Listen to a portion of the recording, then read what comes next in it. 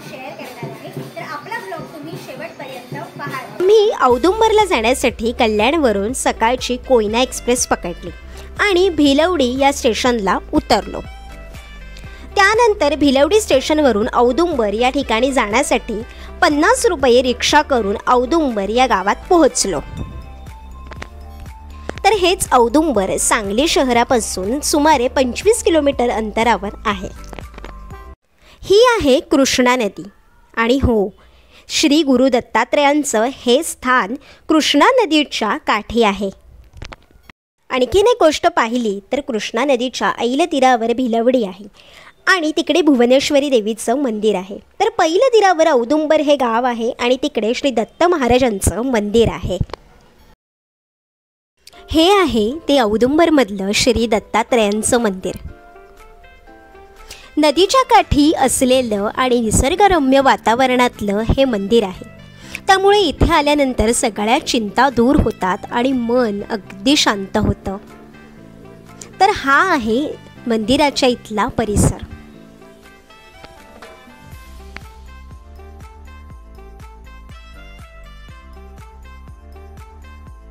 हे आहे औदुंबराचं झाड आणि झाडाच्या खालीच बरोबर मंदिर आहे।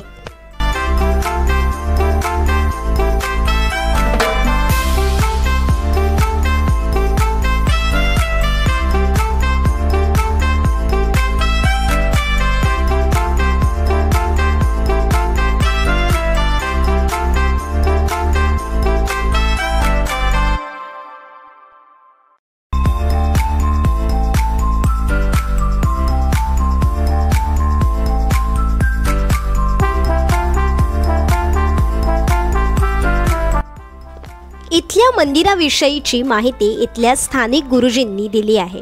ती माहिती नेमकी काय आहे ते आता आपण पाहूया।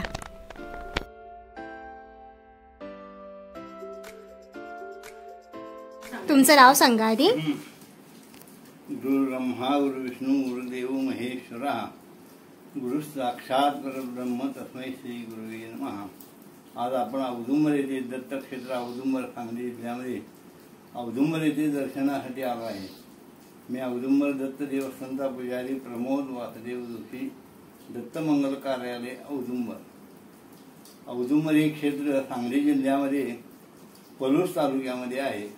येथे दत्त महाराजांचे जे 3 अवतार झाले, मूळ दत्ता अवतार, पहिला श्रीपाद श्री वल्लभ, त्यांचा अवतार कुरवपूरला झाला, पिठापूर आणि गोकर्ण हे 3 क्षेत्र त्यांचे आहेत। त्यानंतर दुसरा अवतार झाला तो नरसिंह सरस्वती, त्यांचा जन्म कारंजाला झाला।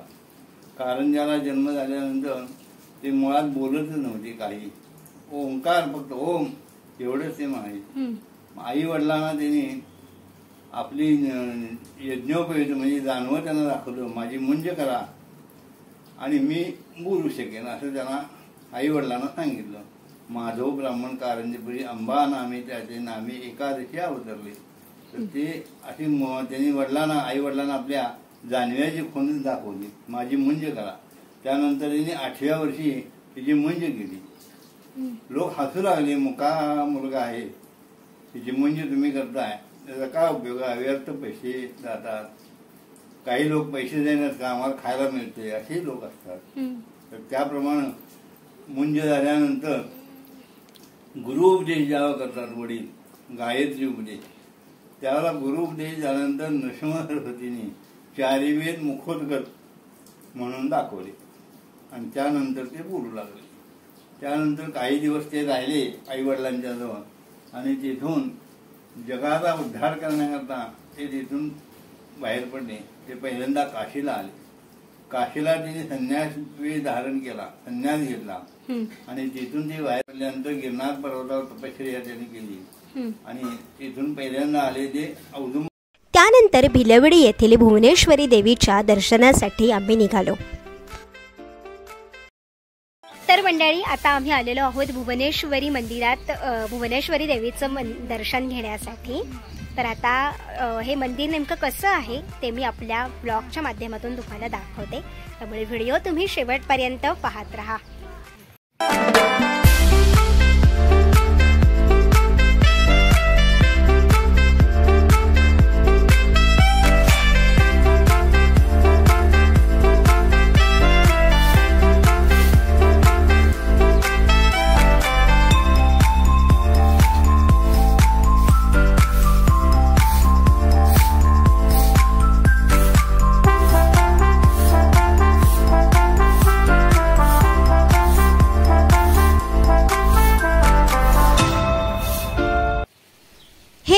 आहे भिलवडीमधलं श्री भुवनेश्वरी देवीचं मंदिर.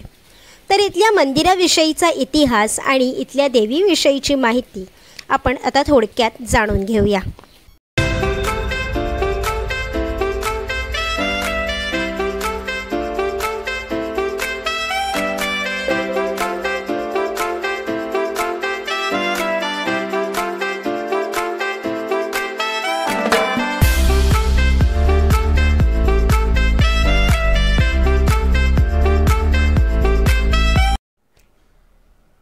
तर ही आहे ती भुवनेश्वरी देवी. आता या देवीविषयीची माहिती आपण जाणून घेऊया. माझं नाव सुवर्णा शरद गुरु. बरं, सांगा माहिती. बिलवडी, राहणार भुवनेश्वरवाडी, तालुका पोलीस, जिल्हा सांगली. असं देवीची माहिती थोडक्यात मला तेवढं जास्त माहीत नाही, पण थोडक्यात असं सांगते. तेवढी तुम्ही आपलं मान्य करून घ्या. चालेल चालेल. एक कोल्हापूर कष्टाचा असा मुलगा ब्राह्मणाचा होता. त्याला एक विद्याप्राप्त तो असा अगदी मतिमंद होता. त्याला बोलायचं नव्हतं, काय नव्हतं, मूकबधीर असा होता. मग त्याला विद्याप्राप्त होण्यासाठी तो देवीच्या चरणापाशी आला. चरणापाशी मी त्याने देवीला असं सांगितलं, मला बोलता येत नाही, सगळी मला मुलं चिडवतात, मला असं विद्याप्राप्त होऊ दे असं सांगितलं देवीला. देवीला तो म्हणला की मुलगा, मला विद्या प्राप्त नाही झाली तर मी तुझ्या चरणापाशी माझी जीवा कापून ठेवी. अच्छा, असं सांगितलं. त्याने आपली स्वतःची देवीपाशी विद्या प्राप्त होईना म्हणून जीव कापून त्याने ठेवली देवीच्या चरणापाशी. अरे बापरे. हां, ठेवल्यानंतर परत देवी त्याला आशीर्वाद देऊन तिच्यावर प्रसन्न झाली. तसं त्याला विद्या आली, बोलायला लागला तो त्याचा ते मुलगा. देवीने त्याला सांगितलं, तिथं काय तुमची सेवा होणार नाही, तुम्ही तिकडे औदंबरला जाऊन सगळी तिथं सेवा करा, सेवा करा, गुरूंच्या चरणी सेवा, गुरूंच्या चरणापाशी जाऊन सगळी स्वामींच्या तिथं चरणापाशी जाऊन तुम्ही सेवा करा, तिथं सेवा करून घ्या. धन्यवाद.